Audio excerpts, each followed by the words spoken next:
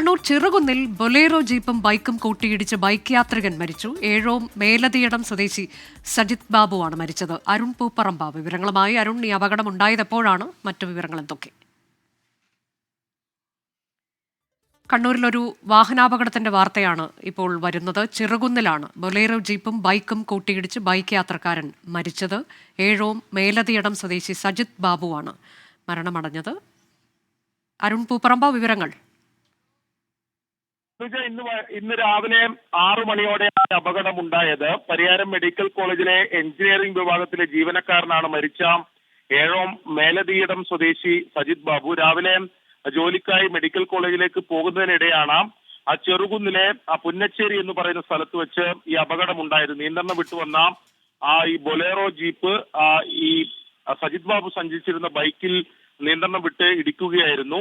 ഗുരുതരമായി പരിക്കേറ്റ സജിത് ബാബുവിനെ നാട്ടുകാർ ചേർന്ന് ആശുപത്രിയിലേക്ക് കൊണ്ടുപോകുന്നതിനിടെയാണ് മരണം സംഭവിച്ചത് എന്നതാണ് ലഭിക്കുന്ന വിവരം.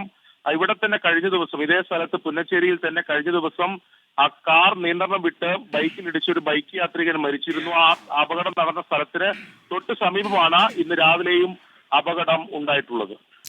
ശരി, കണ്ണൂരിൽ നിന്നാണ് ആ വാഹനാപകടത്തിന്റെ വാർത്ത വന്നത്.